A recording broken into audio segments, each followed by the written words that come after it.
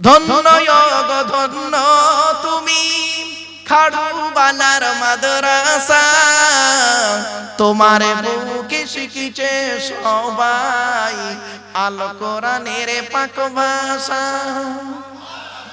বলবো না বলবো নি? বলবো, ভালো করে শুনুন। ধন্য গো ধন্য তুমি খাড়ুবালার মাদ্রাসা, তোমার বুকে শিখিছে সবাই আল কোরআনের পাক ভাষা। ছোট ছোট ছেলে মেয়ে বুকে কিতাব লইয়া, সাজ সকালে আসছে তারা তোমায় তারা জানিয়া।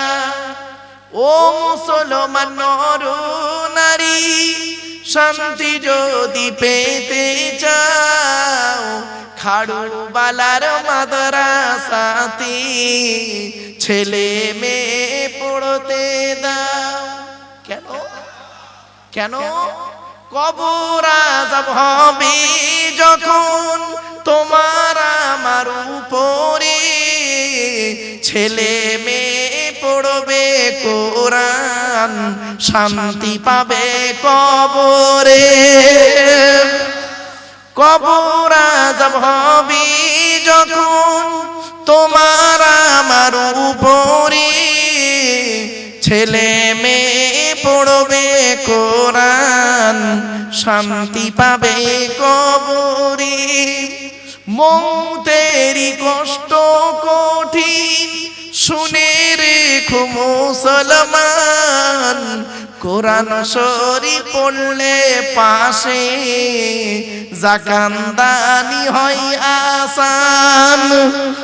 ধন্য গো ধন্য তুমি খাড়ুবালার মাদ্রাসা, তোমার বুকে শিখিছে সবাই আল কোরআনের পাক ভাষা। ছোট ছোট ছেলে মেয়ে বুকে কিতাব লইয়া, সাজ সকালে আসছে তারা তোমায় তারা জানিয়া। ও মুসলমান নর নারী, শান্তি যদি পেতে চাও, খাড়ুবালার মাদ্রাসাতে ছেলে মেয়ে পড়তে দাও। কেন? কবর আযাব হবে যখন তোমার আমার উপরে, ছেলে মেয়ে পড়বে কোরআন, শান্তি পাবে কবরে। মৌতেরি কষ্ট কঠিন শুনে রেখো মুসলমান, কোরআন শরীফ পড়লে পাশে জাকান্দানি হই আসান। খাড়ুবালার বাসিন্দারা জানাই তোমাদের সালাম, তোমাদেরই অর্থ দানে তৈরি যে এই প্রতিষ্ঠান। ঠিক না বেটি? খাড়ুবালার বাসিন্দারা জানাই তোমাদের সালাম, তোমাদেরই অর্থ দানে তৈরি যে এই প্রতিষ্ঠান। ব্যবসায়ীদের জানাই আরো হাজার হাজার সালাম, চাষবাসে চাকুরি ব্যবসায় করেন খোদা লাভবান। অবশেষে জানাই আমি, শোনো যত শ্রোতাগণ, খাড়ুবালার ফুলের বাগান করোনা যে বিরান। ধন্য গো ধন্য তুমি খাড়ুবালার মাদ্রাসা, তোমার বুকে শিখিছে সবাই আল কোরআনের পাক ভাষা। আমার বাপেরা দুই চার লাইন বলে দিলাম, একটু অসুবিধা হলো? হ্যাঁ, একবার তাকবীর দেন, নারায়ে তাকবীর, নারায়ে তাকবীর। সিলসিলা হক মুজাদ্দিদুজ জামান, নারায়ে তাকবীর। একবার দরুদ শরীফ, আল্লাহুম্মা সাল্লি আলা।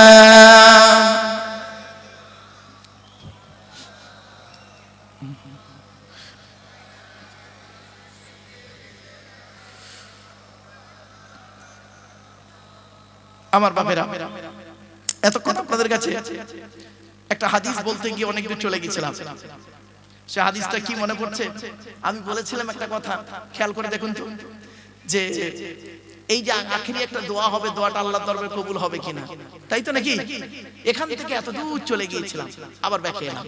চলো, আল্লাহর নবী বলেন, আমি বলি নাই, রাসূলুল্লাহর হাদিস, ইন্না দুআ মাওকুফুম বাইনাস সামাই ওয়াল আরদি লা ইয়াসআদু মিনহু শাইউন হাত্তা তুসাল্লি আলা নবিকা।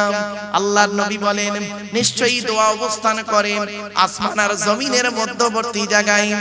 ওই দোয়াকে উপরেও নিয়ে যেতে পারে না, নিচেও নামাতেও পারে না।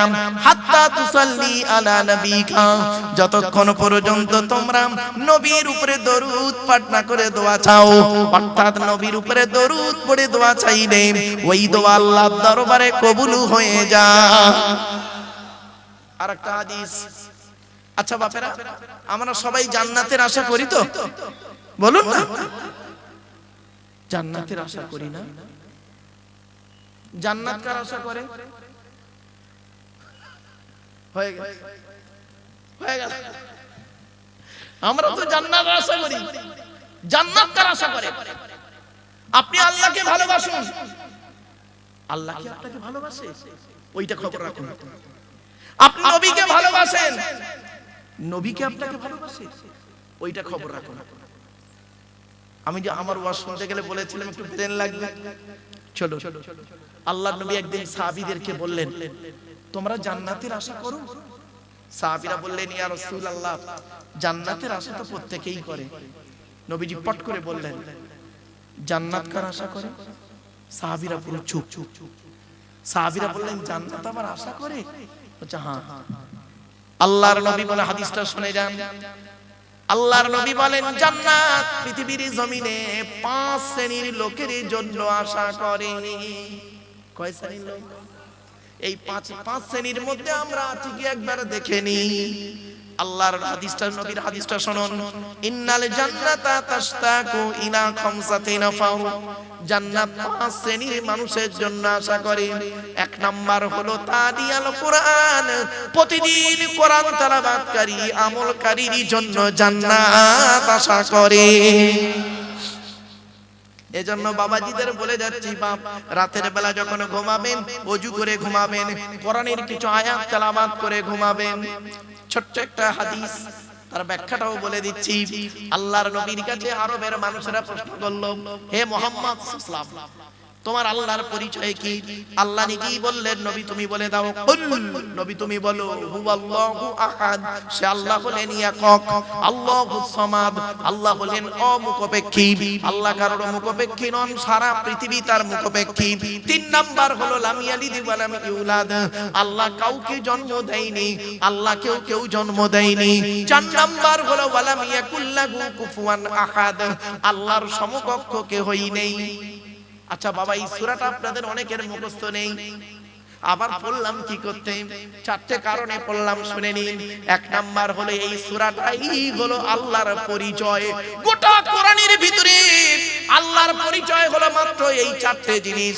শুনে নিন, আল্লাহর পরিচয় হলো 4টে, নবীদের পরিচয় হলো 3টে, আর আমাদের পরিচয় হলো মাত্র 2টো। আল্লাহ বলছে আমার পরিচয় 4টে, আমার নবীদের পরিচয় 3টে। দুটোই তো পারিসনি। জান্নাতুল ফেরদাউসের আশা করে উনি বসে আছেন। আল্লাহ বলে, তোদের 2টো পরিচয় তাও পারিসনি। চলো না গিয়ে যাই। 1 নাম্বার রাসূল বললেন, শুনে রেখে দিন, এক নাম্বার হলো এই সূরাটি যে আল্লাহর পরিচয় সেটা জানিয়ে দিলাম। দুই নাম্বার হলো এই সূরাটি আরবি ভাষায় বাংলায় ট্রান্সলেট করে বলে দিলাম। তিন নাম্বার হলো এই সূরাটির মধ্যে চারটে ধর্ম বেরিয়েছে, ইসলাম, ইহুদি, খ্রিস্টান, মুশরিক, চারটে ধর্ম বেরিয়েছে। চার নাম্বার হলো আল্লাহর নবী বলেছেন কোন ব্যক্তি যদি তিনবার কুল হুয়াল্লাহ সূরা যদি পাঠ করে, এক খতম কোরআন শরীফ পড়ার সওয়াব আল্লাহ লিখে দেবে। বাপেরা রাতের বেলা যখন ঘুমাবেন কুল হুয়াল্লাহ সূরা তিনবার পড়ে ঘুমাবেন, কুল আউযু বিরাব্বিল ফালাক, কুল আউযু বিরাব্বিন নাস একবার করে পড়ে ঘুমাবেন, আয়াতুল কুরসি সূরা ফাতিহা পড়ে আর যদি দরুদ শরীফ পড়ে গায়ে ফুঁক দিয়ে ঘুমান, ওই বাড়িতে জিন ভূত পরি জাদু বানটোনা কিছুই লাগবে না। আমার বাবাজিরা ইসলাম শেখাতে চায়, আপনারা শুধু শুনতে চান, ঠিক না? ইসলাম শেখাতে চায়, আপনারা শুনতে ভালোবাসেন, আপনারা শিখতে ভালোবাসেন না। রাগ করবেন না, চলুন এগিয়ে যাচ্ছি, একটা একটা করে প্রমাণ দিয়ে দিচ্ছি। আল্লাহর নবী একদিন ফজরের নামাজের পরে দাঁড়িয়ে আছেন, একজন সাহাবী বললেন, ইয়া রাসূলুল্লাহ, আমি কোরআনকে অত্যন্ত ভালোবাসি। আল্লাহর নবী বললেন, আলহামদুলিল্লাহ। রাসূল বললেন, কি জানতে চাইছো বলো? বলে, ইয়া রাসূলুল্লাহ, কোরআনের ভিতর থেকে একটা সূরাকে আমি অত্যন্ত বেশি ভালোবাসি, গোটা কোরআনের থেকে ওই সূরাটার মতো বেশি ভালোবাসার কোন সূরাকে বাসি না। আল্লাহর নবী বললেন, সূরাটির নাম কি বলো? তো সাহাবী বললেন, ওই সূরাটি হলো কুল হুয়াল্লাহ সূরা। আল্লাহর নবী বলেন, ও আমার সাহাবী, কুল হুয়াল্লাহ সূরা মহব্বত করার কারণে কিয়ামতের মাঠে আল্লাহ তোমার নাজাত দিয়ে দেবে। এই জন্য আপনাদেরকে বলে গেলাম, নবী বললেন, ইন্নাল জান্নাতা তাশতাকু ইলা খামসাতি নাফার, জান্নাত পাঁচ শ্রেণীর মানুষের জন্য আশা করে। এক নাম্বার হলো তালিয়াল কোরআন, প্রতিদিন কোরআন তেলাওয়াতকারী মানুষের জন্য জান্নাত আশা করে। রাসূল বললেন, খায়রুকুম মান তাআল্লামাল কুরআনা ওয়া আল্লামাহু, তোমাদের মধ্যে উত্তম ব্যক্তি হলো ওই লোকটা যে নিজে কোরআন শিক্ষা করেছে, অপরকে কোরআন শিক্ষা দিয়েছে। রাসূলের আরো একটা হাদিস বলে যাচ্ছি, মান আল কুরআনা হরফান ফালাহু আশরু হাসানা, যে ব্যক্তি কোরআন থেকে একটা অক্ষর পড়বে, নামায় আমল নামায় আল্লাহ তার 10টা নেকি লিখে দেবে। এখন কোরআনে কটা অক্ষর আছে? এখন কোরআনের পরিচয় আপনাদের দিয়ে দিই, শুনে নিন। এই কোরআন আল্লাহর তরফ থেকে জিবরাইলের মাধ্যমে হযরত মুহাম্মদ সাল্লাল্লাহু আলাইহি ওয়াসাল্লামের উপরে আরবের মক্কা নগরের নিকটবর্তী একটি গুহাটির নাম হলো হেরা। হেরা নামক গুহাতে 610 খ্রিস্টাব্দে 1 ফেব্রুয়ারি সোমবার কোরআনের প্রথম আয়াত নাজিল হলো, ইকরা রিড, পড়ো পড়ো পড়ো। এই কোরআনের ভিতরে কি আছে? 30টা পারা, 540টা রুকু, 114টা সূরা, 14 থেকে 15 খানা সাজদা, 7টা মানজিল, 8 থেকে 12 খানা সাক্তা, 6666টা আয়াত, কেউ বলেছেন 6236টা আয়াত, 3,23,215টা অক্ষর। এই কোরআন 22 বছর 9 মাস 14 দিন, কম বেশি 23 বছর ধরে কোন ঘটনাকে কেন্দ্র করে, কোন ব্যক্তিকে কেন্দ্র করে, কোন বস্তুকে কেন্দ্র করে, কোন জায়গাকে কেন্দ্র করে কোরআনের আয়াতগুলো নাযিল হয়েছে। 6000 আয়াত নাযিল হয়েছে, 12000 জায়গায় নাযিল হয়েছে। কটা জায়গার নাম জানেন? শুধু মক্কা আর মদিনাই তো জানেন। ওই সূরার প্রথমে লেখা আছে সূরাতুল বাকারা মাদানিয়া, ওইটুকুই জানেন। 12000 জায়গায় নাযিল হয়েছে এই কোরআনের আয়াতগুলো। একটা বলবো, একটা বলবো কি বলুন? এই দেখেন, আল্লাহর নবী একদিন মসজিদে নববীতে বসে আছেন। আল্লাহর নবীর ডান দিকে বসেছিলেন হযরত আবু বকর সিদ্দিক রাদিয়াল্লাহু তাআলা আনহু, নবীর বাম দিকে বসতেন হযরত ওমর ফারুক রাদিয়াল্লাহু তাআলা আনহু।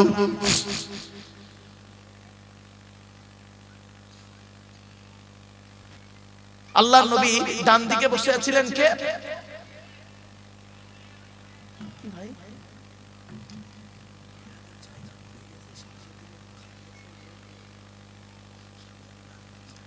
ও মা বোনেরা, আপনাদের জায়গা অত্যাধিক হয়ে গেছে, মানে মা বোনরা প্রচুর এসেছেন। আমি আজকে মা বোনদের সম্পর্কে কিছু আলোচনা রাখবো ইনশাআল্লাহ। আমার মায়েরা বোনেরা আপনারা একটু আগিয়ে এগিয়ে আসুন। মা আপনি বসুন, অন্যকে বসার সুযোগ করে দিন। এজন্য আপনাদেরকে আমি অনুরোধ করছি, মায়েরা বোনেরা আপনারা একটু আগিয়ে এগিয়ে আসুন, পেছনে মায়েদেরকে বোনেদেরকে বসার সুযোগ করে দিন। চলেন প্লিজ অ্যাটেনশন এদিকে। আল্লাহর নবীর ডান দিকে বসেছিলেন কে? আচ্ছা, হযরত আবু বকর নবীজির কে হন? শ্বশুর হন। কে? শ্বশুর। আচ্ছা, কে বড়, জামাই বড় না শ্বশুর বড়?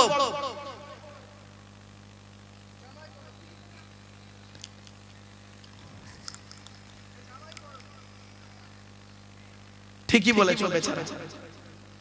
সম্মানের দিক থেকে নবী বড়, জামাই বড়। বয়সের দিক থেকে, দিনরাত্রির গণনার দিক থেকে, এই দিনরাত্রি পৃথিবীর দিনরাত্রির গণনাতে নবীজি বড় আবু বকরের থেকে। কদিনের বড় শুনে নিন। 2 বছর 2 মাস 10 দিন। কত কত কত এগুলো মনে রাখবেন। আবু বকরের থেকে নবীজি 2 বছর 2 মাস 10 দিনের বড়। যাই হোক, তো হযরত আবু বকর সিদ্দিক রাদিয়াল্লাহু তাআলা আনহু বসে আছেন ডান দিকে। তৎকালীন যুগের মদিনার সবথেকে ধনী লোক, লোকটার নাম কি? হযরতে আমর জামুহ রাদিয়াল্লাহু তাআলা আনহু। কি বললাম বাবা? আমর জামুহ রাদিয়াল্লাহু তাআলা আনহু। উনি উহুদের যুদ্ধে শহীদ হয়েছিলেন। ওনার শহীদ হওয়ার 35 বছর পরে ওনার লাশ মোবারক যখন তোলা হচ্ছে, এই কপালে তীর লেগে উনি শহীদ হয়েছিলেন। তো যেদিন ওনার লাশ তোলা হচ্ছিল, সেই দিন সেই কপাল থেকে টাটকা তাজা রক্ত 35 বছর পরেও বেরিয়ে যাচ্ছে। মনে রাখবেন, কয়েকটা দেহ মাটি খেতে পারে না, পচে না মাটিতে। শুনে রাখবেন, কয়েকটা দেহ মাটিতে পচে না, টাটকা থাকে। ওই দেহগুলোর মধ্যে আমাদের একটু দেহ হয় কি দেখুন। 1 নাম্বার, নবীদের দেহ মোবারক মাটি খেতে পারে না, এখানে কেউ নবী নেই, 1 নাম্বারটা বাদ। 2 নাম্বার, শহীদদের দেহ মোবারক মাটি খেতে পারে না, টাটকা থাকে। জোরে বলুন। 3 নাম্বার, মুকাম্মাল কোরআনী হাফেজের দেহ। কি বললাম বাবা? মুকাম্মাল কোরআনী হাফেজের দেহ মাটি খেতে পারে না, টাটকা থাকে। এজন্য ছেলেকে কোরআনে হাফেজ করান, ছেলেকে কোরআনে হাফেজ করান। আপনি কি জানেন হাফেজের গুরুত্ব কি? আপনাদের ধারণা হয় হাফেজ হয়ে কি করবে? তবে আমি অনুরোধ করব, যারা হাফেজ সাহেব হচ্ছে, বাবা তোমরা অন্তত হাফেজ হয়ে খারিজি পড়াশোনা করো। কোরআনটা আরবি ভাষায়, তোমার মাতৃভাষা যেন বুঝতে পারো কোরআন, তাহলে দেখবে জীবনটা ধন্য। আর হাফেজ হয়ে অন্য কাজে গিয়ে ইয়াদ ভুলে যাব না। কঠিন শাস্তি হবে হাফেজ সাহেবদেরকে কিয়ামতের মাঠে। কঠিন শাস্তি রাসূলুল্লাহ বলেছেন, কঠিন শাস্তি দেয়া হবে হাফেজ সাহেবদেরকে। ওই হাফেজদেরকে কঠিন শাস্তি দেয়া হবে যারা কোরআন ইয়াদ করে ভুলে গেছে। কোরআন ইয়াদ করে কি হয়েছে? ভুলে গেছে। এত সহজ ভাবলেন? এ কোরআন পৃথিবীর বস্তুর উপর আল্লাহ দিতে চেয়েছিলেন। পৃথিবীর কোন বস্তু কেউ নেয়নি, পাহাড় পর্বত নদ নদী, এ কোরআন কেউ অ্যাকসেপ্ট করেনি, এর ভার নিতে পারেনি। লাউ আনজালনা হাযাল কুরআনা আলা জাবালিন লারাইতাহু খাশিআম মুতাসাদ্দিয়াম মিন খাশিয়াতিল্লাহ। কোরআনের আয়াত গো। এই কোরআনকে যদি আমি পাহাড়ের উপর অবতীর্ণ করতাম, পাহাড় চূর্ণ বিচূর্ণ হয়ে যেত। কিন্তু আমি এই কোরআনকে মানুষের উপর অবতীর্ণ করেছি। মুহাম্মদ সাল্লাল্লাহু আলাইহি সাল্লামের উপর কোরআন অবতীর্ণ হয়েছে। আর এই কোরআন যারা মুখস্থ করে, মনে রাখবেন, তাদের উপর আল্লাহর কত রহমত থাকে আপনি ভাবতে পারবেন না, একদিন বুঝতে পারবেন। চলুন, এজন্য 3 নাম্বার হলো কোরআন মুকাম্মাল কোরআনী হাফেজের দেহ। বারে বারে কিন্তু শব্দটা দুবার বলেছি, মুকাম্মাল কোরআনী হাফেজের দেহ। ওই হাফেজ সাহেবের কথা বলিনি। হাফেজ সাহেব হয়ে মসজিদে ইমামতি করছে আর পাশের বাড়ির মেয়েটার প্রেগন্যান্ট করে দিল, ওই ছেঁচড়াটার কথা বলিনি আমি আগেই বলে দিয়েছি, 2 ঠোঁটের মাঝখানে 2 রানের বীজখানে। মনে পড়ছে মার? চলো, 4 নাম্বার হলো হাক্কানি আলেমের দেহ মাটি খেতে পারে না, টাটকা থাকে। 5 নাম্বার হলো মুয়াজ্জিনের দেহ। 12 বছর যদি কেউ নিঃস্বার্থভাবে আযান দেয়, ওই দেহ মাটি খেতে পারে না, টাটকা থাকে। 6 নাম্বার হলো হালাল খানেওয়ালা মানুষের দেহ, হালাল খানেওয়ালা মানুষের দেহ মাটি খেতে পারে না, টাটকা থাকে। এজন্য মা বোন বাবাজি যুবক ভাইদের বলে যাচ্ছি, হারামের বিরিয়ানি ভাতের থেকে হালালের ডাল ভাতটাই ভালো।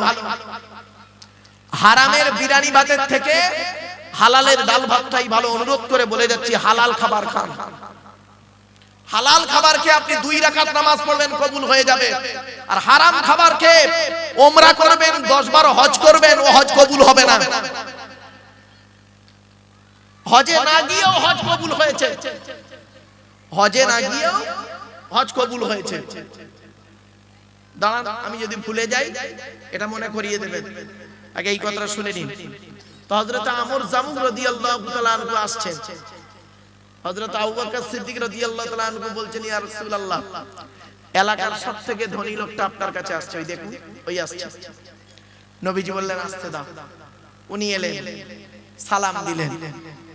নবীজি সালামের জবাব দিলেন। নবীজি বললেন, বসো। বসলেন। কিছুক্ষণ পরে উনি নবীকে একটা প্রশ্ন করলেন। শুনে নিন, আল্লাহর নবীর সাহাবীরা জীবনে নবীকে 17টা প্রশ্ন করেছেন। কটা? যতদিন বাঁচবেন এটা মনে রাখবেন, কোরআনে আছে। নবীজির সাহাবীরা নবীকে জানার জন্য, শেখার জন্য, বোঝার জন্য জীবনে কটা প্রশ্ন করেছে বললাম? 17টা। আর বাকি প্রশ্ন করেছে অমুসলিমরা। সেই 17টার মধ্যে এই একটা কি, উনি বলছেন, আমর জামুক রাদিয়াল্লাহু তাআলা আনহু রাসূলকে বলছেন, ইয়া রাসূলুল্লাহ, আল্লাহ আমার অনেক অর্থ দিয়েছে। তা নবীজি বললেন, আল্লাহ যাকে চায় তাকে অর্থ দেয়। তুমি কি জানতে চাইছো বলো। সাহাবী বললেন, ইয়া রাসূলুল্লাহ, এই টাকা পয়সাগুলো কোথায় ব্যয় করলে আল্লাহ খুশি হবেন, যদি একটু বলে দিতেন, মরে যাওয়ার আগে টাকা পয়সাগুলো আমি সেই জায়গাতে ব্যয় করে চলে যেতাম। প্রশ্নটা ভালো না খারাপ? ভালো। উনি প্রশ্নটা করে বসে আছেন, ব্যাস ওনাকে কেন্দ্র করে কোরআনে আল্লাহ জিবরাইলকে বললেন, জিবরাইল এলেন, কোরআনের এই আয়াতটা তখন নাযিল হলো ওনাকে কেন্দ্র করে। কি শুনে নিন, টাকা পয়সা কোথায় ব্যয় করবেন সর্বপ্রথম শুনে নিন। ইয়াসআলুনাকা মাযা ইউনফিকুন কুল মা আনফাকতুম মিন খায়রিন ফালিল ওয়ালিদাইনি ওয়াল আকরাবিন। 2 নম্বর পারার 12 নম্বর পৃষ্ঠা 13 নম্বর লাইন, সূরার নাম সূরা বাকারা। আল্লাহ বললেন, নবী তোমাকে ওরা প্রশ্ন করছে টাকা পয়সা কোথায় ব্যয় করলে আল্লাহ খুশি হবে। কুল, নবী তুমি বলে দাও, মা আনফাকতুম মিন খায়রিন, সর্বপ্রথম টাকা পয়সা তোমরা তোমাদের বুড়ো বুড়ি বাম্মার পিছনে ব্যয় করবে, আল্লাহ খুশি হয়ে যাবে। কার পিছনে? বাপের ভাত দেয় না, মার ওষুধ কেনার পয়সা দেয় না, শাশুড়িকে হজে নিয়ে যাচ্ছে, উনি আবার ভালো জামাই হয়েছে। ছি ছি ছি ছি ছি ছি। আগে ভালো ছেলে হন, পরে ভালো জামাই হবেন। আর আমরা ভালো জামাই হতে পেরেছি, ভালো ছেলে হতে পারিনি। একটা ছোট্ট উদাহরণ দিই। আমার শ্বশুর লোককে কি বলে জানেন? আমার জামাই খুব ভালো। আমার শাশুড়ি লোককে কি বলে জানেন? আমার জামাই খুব ভালো। আমার জন্মদাতা বাপটা কি বলে শুনবেন? ওকে জন্ম দিয়ে পাপ করেছি। পেটে ধরা মাটা কি বলে শুনবেন? পেটে ধরে ভুল করেছি। কেন? যে মা 10 মাস 10 দিন গর্ভে ধারণ করলো, দুনিয়ার মুখটা বড় কষ্ট করে দেখালো, শীতকাল বর্ষাকাল গ্রীষ্মকাল কোনো কালকে দেখলো না, আঁচল ঢাকা দিয়ে নিয়ে রাখলো, সেই মাকে তুমি কার মাধ্যমে, কি কারণে তুমি সেই বাম্মাকে কাঁদালে? সেই বাম্মার তোমার দিকে এই ভালোবাসার নজরে তাকায় না? শুনে নিন, 75 বছরের বুড়ো বাপটা যদি 50 বছরের ছেলেকে একবার আব্বা বলে ডাকে, মনে রাখবেন 75 বছরের বুড়ো বাপের আব্বা ডাকটা হলো আল্লাহর রহমতের আরশে আজিমের ডাক। বাস্তব কথা বললাম, কথাটা শুনতে হয়তো খারাপ লাগছে, অতি বাস্তব কথা। এই কোরআনে আছে আল্লাহর নবীদের পরই স্থান হলো বাপ আর মায়ের। আর এই কোরআনে আছে বাপ আর মায়ের সেবা যত্নের কথা আছে 16 জায়গায়। কত কত 16টা জায়গায় শুধু আল্লাহ বলেছেন বাপ মার সেবা যত্ন করো। তুমি বাপ মার সেবা যত্ন করো নাই। এই আয়াত যখন নাজিল হয়ে গেল, একজন ব্যক্তি উঠে দাঁড়িয়ে বলছে, ইয়া রাসূলুল্লাহ, আমি যুদ্ধের ময়দানে গিয়েছিলাম, এসে দেখছি আমার মা মারা গেছে, এখন আমি কি করব? আল্লাহর নবী বললেন, তুমি তোমার মায়ের জন্য দুটো কাজ করবে। এক নাম্বার, তুমি তোমার মায়ের জন্য রুগে মাগফিরাতের দোয়া চাইবে, যেন তোমার মাকে আল্লাহ পাক জনমের মতো ক্ষমা করে দেয়। দুই নাম্বার হলো, তুমি তোমার মায়ের জন্য দান খয়রাত করবে, তোমার মা যেন কবরে শুয়ে শুয়ে সওয়াব পায়। আর একজন ব্যক্তি উঠে দাঁড়িয়ে বলছেন, ইয়া রাসূলুল্লাহ, ইয়া হাবিবাল্লাহ, হুজুর, আমার বাপও নেই মাও নেই, দুজনেই অন্ধকার নীরব নগরে চলে গেছেন। আল্লাহর নবী বললেন, তুমি কি করবে শুনে নাও। মান যারা কবরা আবাওয়াইহি আও মাগদিহিমা ফি কুল্লি জুমআতিন গুফিরা লাহু ওয়া কুতিবা লাহু বারাআ। নবী বলেন, জুম্মার দিনে যদি কোনো ছেলে তার বাপ আর মায়ের কবরটা একবার জিয়ারত করে, ওই ছেলের দোয়ার ওসিলায় বাপ মার কবরটাকে আল্লাহ পাক আলোয় আলোকিত করে দেয়। মাসে যদি 4টে শুক্রবার হয়, বছরে 4 12 48, 8 বার যান আপনি। আবার শবে বরাতের রাতে শুধু বাপের কবরের ধারে যান, তো আপনি তো এইরকম সন্তান। তা আপনি মনে রাখবেন, আপনি মরে গেলে আপনার ছেলে আপনার কবরের ধারে যাবে, আশা করলেন কি করে? আপনি আপনার বাপের নামে দান খয়রাত করেননি, আপনি আপনার বাপের কবর জিয়ারত করেননি, আর আপনি মরে গেলে আপনার ছেলে আপনার নামে দান খয়রাত করবে, আপনি এই আশা করলেন কোন লজ্জায়? বিবেককে প্রশ্ন করুন। হজে যাবেন?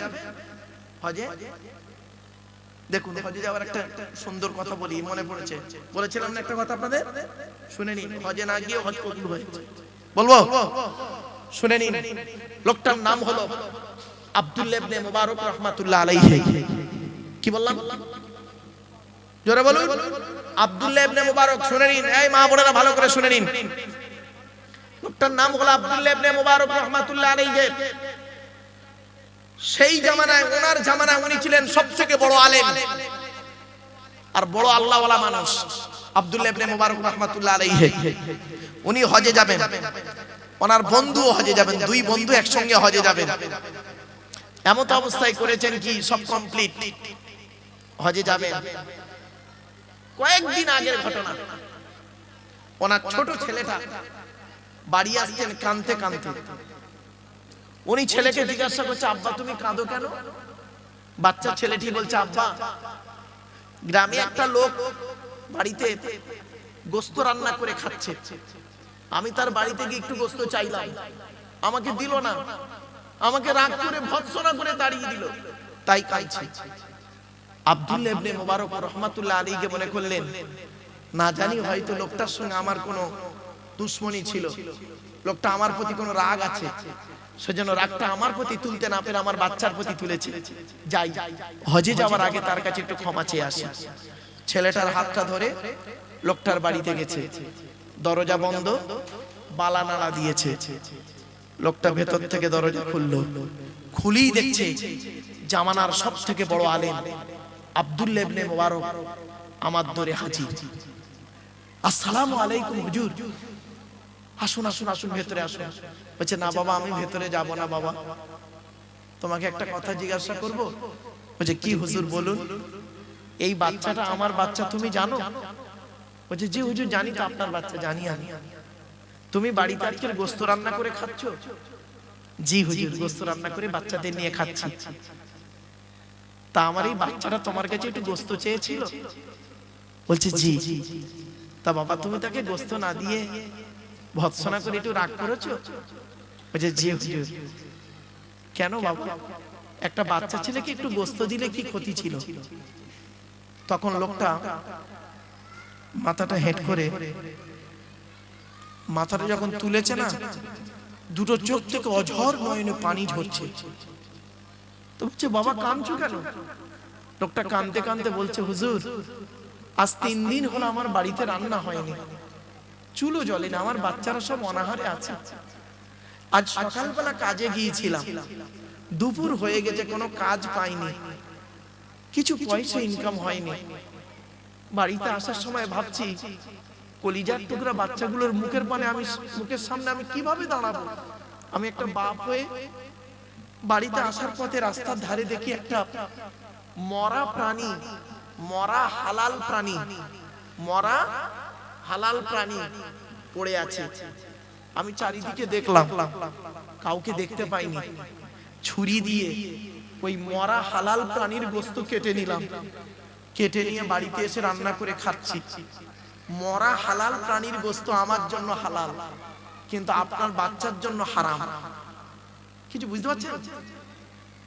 আয়াতটা দি, ইন্নামা হাররামা আলাইকুমুল মাইতাতা ওয়াদ-দামা ওয়া লাহমাল খিনজির ওয়া মা উহিল্লা বিহি লিগাইরিল্লাহ ফামান ইত্তুররা গায়রা বাগিন ওয়ালা আদিন ফালা ইসমা আলাইহি। আল্লাহ বলছে, সহজ কথা বলছি, মদ, এই শুকরের মাংস, রক্ত, মৃত, আল্লাহ ছাড়া অন্যের নামে যেটা উৎসর্গ হয়েছে, এই চারটে বস্তু তোমাদের জন্য হারাম। তবে এমন একটা জায়গায় গিয়েছো, এমন পরিস্থিতির মধ্যে পড়েছো যেখানে ওইটা ছাড়া তোমার কোনো উপায় নেই, তখন তুমি খাবে, আমি আল্লাহ কোনো গোনা লিখবো না। তো হুজুর, আমি তো একজন অসহায়, আমার কিছু নেই, তাই আমি মরা হালাল প্রাণীর গোশত কেটে নিয়ে রান্না করে খাচ্ছিলাম। এমন তো অবস্থায় দেখি আপনার বাচ্চাটা আমার ধরে এসে হাজির। এখন আমি চিন্তা করলাম, এই মরা হালাল প্রাণীর গোশত আমার জন্য হালাল, আমার বাচ্চাদের জন্য হালাল। আপনি তো হাজি মানুষ, হজ করতে যাবেন, আপনার জন্য, আপনার বাচ্চার জন্য তো হারাম। আমি জেনে শুনে কি করে হুজুর এই হারাম গোশত আপনার বাচ্চার জন্য হারাম, এটা কি করে দিতে পারি আপনার বাচ্চাকে, বলুন তো হুজুর। আপনার বাচ্চাকে এই মরা প্রাণীর গোশত না দিয়ে যদি বড় অপরাধ করে থাকি, আল্লাহর রাস্তায় আপনি আমায় মাফ করে দিন। হযরত আব্দুল্লাহ ইবনে মুবারক রাহমাতুল্লাহ আলাইহি ঝরঝর করে কাঁদছে, চোখটা মুছে নিয়ে বলছে, বাবা দাঁড়াও, আমি আসছি, তুমি দাঁড়াও, আমি আসছি। সোজা বাড়ি গেলেন। বাড়িতে গিয়ে হজে যাওয়ার সমস্ত টাকাগুলো নিয়ে লোকটাকে দিয়ে বললেন, বাবা আমি এবছর হজে যাব ভেবেছিলাম, এই হজে যাওয়ার টাকাগুলো বাবা আমি তোমাকে সব দিয়ে দিলাম, তুমি ছেলে মেয়েকে নিয়ে খাও, ব্যবসা বাণিজ্য করো, আমার জন্য একটু দোয়া করো। উনি এবছর হজে গেলেন না, ওনার বন্ধু হজে চলে গেছেন, ওনার বন্ধু হজ থেকে বাড়ি ফিরেছেন। বাড়ি ফিরে সোজা আব্দুল্লাহ ইবনে মুবারকের বাড়িতে এসেছে। আব্দুল্লাহ ইবনে মুবারকের বাড়িতে এসে সালাম দিয়ে বলছে, আসসালামু আলাইকুম। ওয়া আলাইকুম আসসালাম। বন্ধু আব্দুল্লাহ ইবনে মুবারককে জিজ্ঞাসা করছে, বন্ধু আপনি হজ থেকে কবে ফিরলেন? মানে আব্দুল্লাহ ইবনে মুবারককে বলছে, আপনি হজ থেকে কবে ফিরলেন? তো আব্দুল্লাহ ইবনে মুবারক রাহমাতুল্লাহ আলাইহি বলছে, বন্ধু কিছু মনে করবেন না, আমি এবছর তো হজে যাইনি, আমার হজের টাকাটা একটা গরিব লোককে দান করে দিয়েছি ভাই, এবছর হজে যেতে পারিনি। তখন বন্ধু বলছে, ভাই আমার সঙ্গে কেন মিথ্যা কথা বলছেন ভাই আমার? বলছে, আল্লাহর কসম করে বলছে আমি হজে যাইনি। তখন ওই বন্ধু কাঁদতে কাঁদতে বলছে, আল্লাহর কসম করে বলছি, আমি হজে গিয়ে যখন কাবা শরীফ তওয়াফ করছি, আমি দেখতে পাচ্ছি নিজে চোখে আমার আগে আগে আপনি কাবা শরীফ তওয়াফ করছেন। শুধু তাই নয়, আমি দূর থেকে দেখতে পাচ্ছি যখন আপনি হজরে আসওয়াদে চুমা দিচ্ছেন, আমি দূর থেকে দেখতে পাচ্ছি আমার আগে আগে আপনিও চুমা দিয়ে ফিরছেন। রাসূলের রওজা মুবারকে যখন গিয়ে সালাম দিচ্ছি, আমি দূর থেকে দেখতে পাচ্ছি আপনি আমার আগে আগে সালাম দিয়ে বেরিয়ে যাচ্ছেন। কপাল খারাপ, আপনার সঙ্গে ওখানে দেখা হলো না, তাই এসে আপনার সঙ্গে দেখা করতে এসেছি। এই কথা শোনার সাথে সাথে আব্দুল্লাহ ইবনে মুবারক রাহমাতুল্লাহ আলাইহির চোখ থেকে ঝরঝর করে পানি পড়ছে। ওই রাতে আব্দুল্লাহ ইবনে মুবারক রাহমাতুল্লাহ আলাইহি ঘুমিয়ে আছেন, গভীর রাতে স্বপ্ন দেখছেন। একজন ব্যক্তি বলছেন, হে আব্দুল্লাহ ইবনে মুবারক, হে আব্দুল্লাহ ইবনে মুবারক, তুমি এই বছর হজে না গিয়ে হজের টাকাটা একজন গরীবকে দান করার কারণে আল্লাহ তোমার হজকে কবুল করে নিয়েছে। কি ভাবলেন? আর আপনি হজে গেছেন, লোকের মেরে, লোকের জমি জায়গা মেরে, লোককে কাঁদিয়ে 2 নম্বরি করে হজে গেছেন। ফালতু কথা। বাবার হাজি, ছি, ওকে হাজি বলতে ঘৃণা লাগে। রাগ করবেন না বাবা, আমি এই জন্য আপনাদেরকে কথাগুলো বললাম, হয়তো আপনারা হুজুর ঢুকেছেন। নারাই তাকবীর, নারাই তাকবীর। সৈয়দ সাহেব হুজুর কিবলা, সৈয়দ সাহেব হুজুর কিবলা, সৈয়দ সাহেব হুজুর কিবলা, নারাই তাকবীর। যাক আলহামদুলিল্লাহ, ওস্তাদুল আসাদিস আল্লামা হুজুর এসে গেছেন, এখনই স্টেজে আসবেন। তবে হুজুরের আসার আগ পর্যন্ত বাপ আমি দু চারটা আলোচনা করি, হুজুর এসে গেলে ইনশাআল্লাহ ছেড়ে দেবো। বাপ বাপেরা, বহু আলেমের উস্তাদ, বহু বক্তার উস্তাদ, কি ভাবছেন? এজন্য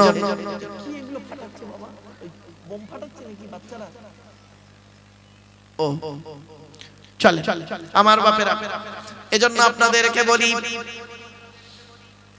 এতক্ষণ আপনাদেরকে আলোচনা করছিলাম কি কোরআনের পরিচয় দিচ্ছিলাম, তাই তো নাকি? আরে ভাই বলুন না, কোরআন যার উপরে নাযিল হয়ে যায় তার নাম কি?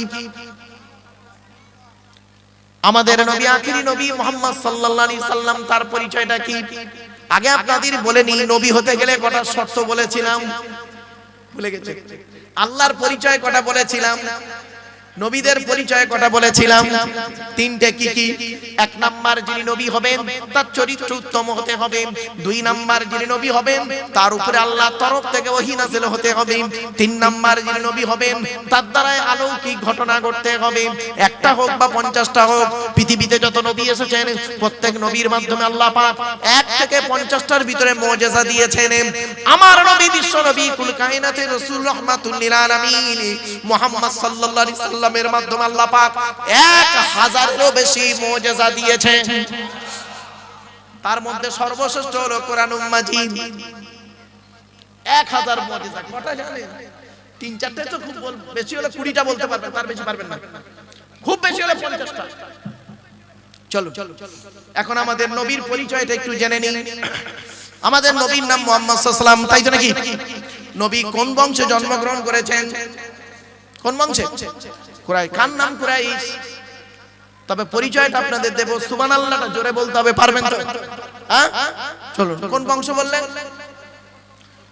মুহাম্মাদের বাপের নাম আব্দুল্লাহ, আব্দুল্লাহর বাপের নাম আব্দুল মুত্তালিব, আব্দুল মুত্তালিবের বাপের নাম আব্দে মান্নাফ, আব্দে মান্নাফের বাপের নাম হাশেম, হাশেমের বাপের নাম কুসাই, কুসাইয়ের বাপের নাম কিলাব, কিলাবের বাপের নাম মুররা, মুরার বাপের নাম লুবাই, লুবাইয়ের বাপের নাম কাব, কাবের বাপের নাম গালিব, গালিবের বাপের নাম ফিগির, ফিগির থেকে কুরাইশ বংশ এসেছে। নবীর বাপের নাম আব্দুল্লাহ, মায়ের নাম আমিনা, দাদার নাম আব্দুল মুত্তালিব, দাদির নামটা কি? নেতিলা বিনতে খব্বাব, ব্রাকেটে ফাতেমা, কেউ বলেছেন সামিরা। নবীর নানার নাম হলো আব্দুল ওয়াহাব জুহরি, নবীর নানির নাম হলো বারিরা বা বাররা, নবীর দুধবার নাম হলো হালিমা, নবীর দুধ বাপের নাম হলো হারেস, নবীর দুধ ভাইয়ের নাম আব্দুল্লাহ, নবীর বাপের নাম আব্দুল্লাহ, নবীর দুধ ভাইয়ের নাম আব্দুল্লাহ। দুটো জনে করে ফেলবেন না।